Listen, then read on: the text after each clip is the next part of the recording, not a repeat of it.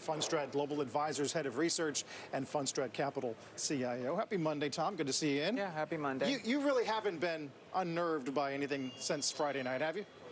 No. I don't know if there's much signal in the downgrade Friday, because I think the first AAA downgrade was signal from 2011. I don't think Moody's had any information that we didn't have on Friday afternoon. So I think markets should realize the bond market largely priced in the fact that the U.S. is really not AAA anymore. So I'd be viewing this as a buying opportunity. That said, you're not discounting the notion that the vigilantes have been reawakened a bit? You know, I think everyone should be aware the U.S. has an unsustainable path for debt, but I think the real signal will be when an auction fails. That happened a few years ago, and then we realized that was the time to really pay attention to the fact that we have debt sustainability issues. But I think a downgrade itself, I don't think it makes this much signal. So we reclaim the 200-day. Is that a clear path to a new high, as some of the trading desks suggested this morning? Yeah, in fact, I think today will be an interesting test. I'm assuming today's pullback's going to be really shallow, might even close positive, because most investors rage sold at the bottom in April, and then they doubted. Rage, I hadn't heard that. Yeah. That's a good one. Is that your own, or have you heard that other place? I've heard that, yeah. Rage sold. Yeah. Sorry, go ahead. And so as the markets climb, a lot of people sort of doubted, thought it was a rally that would fail, and so I think there's $7 trillion cash on the sidelines, enormous skepticism from our institutional clients, and a lot of folks sort of bet outside the U.S., so I think there's going to be a lot of chasing into year-end. Although, a lot of shorts have been covered already, though. A lot of the hedge fund guys who actually got it wrong and rage sold, to your point, are in a very different position right now in terms of positioning. Yes. No, and there's a difference between being short and versus having positive beta to risk assets. So I think most people might be flat on their books, but if the market is above its 200-day, showing this sort of impulsive buying, and you're flat, that means you're underinvested. How are you evaluating potential changes in tax policy? Obviously, the market has been very reactive to any headlines on tariffs. What about this one?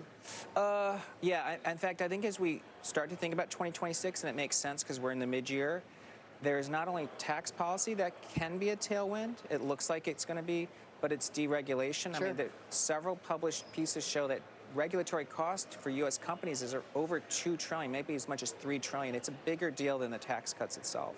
Yeah, obviously we've been waiting for some time about the regulation. So in this environment, the ever bullish Tom Lee, what are you looking at when it comes specifically to the Magnificent Seven? We watch those so carefully, but the NASDAQ, of course, under pressure here today. We think the Mag 7 is going to lead into year-end because it's a group that fell first.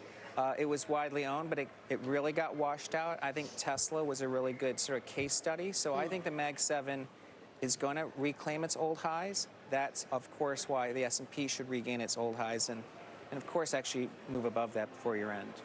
And what about financials? That's obviously an area that so many people were looking to early on. Is that still on your radar? Yeah, financials are important. You need the banks to rally. They have been. You know, if I was going to make a case for multiples expanding, financials is one place because not only did they prove themselves actually pretty resilient during Fed hikes and during this turmoil, but they're kind of more tech-intensive companies with better credit profiles. So I think multiples should go up. If we do revisit the highs, what needs to happen to push past that? I mean, how firm of resistance will it be? Well, I think investors have to look past tariffs because if we're only trading tariff headlines, the markets are going to be range-bound. But again, as I look at 2026, I'm looking at companies that are battle-tested. They survived the tariff headlines. There might be freer trade. That's an upside to earnings. Freer trade than we thought. Yes, than we thought, yes. But earnings estimates have come down, have they not? Yeah, but they're going to flex in both directions, meaning I think if we have deregulation, possible improved ability to export, you know, tax cuts, that actually all supports higher earnings. But I also think the multiple for the S&P should be going up because, again, we've taken away a black swan event. I mean, we did, you know, the February to April period was a black swan for stocks. Do you think the downgrade hurts the push for tax cuts? I think it's going to have almost no effect. No effect? Yeah, because at the end of the day, the bond market prices what they think the rating should be. I don't mean a market from the market standpoint. I mean from the political optics standpoint. Yeah, it might, but you know, at the end of the day, the U.S. really wasn't AAA anymore because it was only 1 out of 3. So it's like not even a split rating, AAA. So, Tom, is there anything out there? I mean, and to be fair, you've been bullish throughout. You were right during this period when a lot of others sort of, whether they rage sold or just got upset in general. But what, if anything, is top of mind for you in terms of concern? Well, I think the most important is the consumer has to stay healthy, because right now we're seeing this huge divergence, right? Like the UMich surveys show banana level inflation expectations, but the realized is low. If the consumer gets super cautious and retraces, then we have a recession. So I think it does come into consumers have to stay confident and keep their jobs. And so you're a believer in the data versus the sentiment? Yeah, at the moment, this divergence between inflation and realized is actually the largest, I think, ever recorded for UMich. And so I would say as long as inflation doesn't explode, then the consumer has marginally a chance to become even more positive. Wow.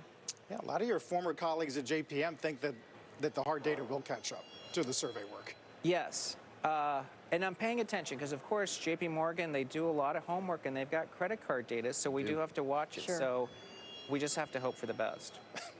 Tom, always. Good to see you. Thanks. He's Tom. always Thank glass you. half full, right? Well, we're just over 30 minutes into the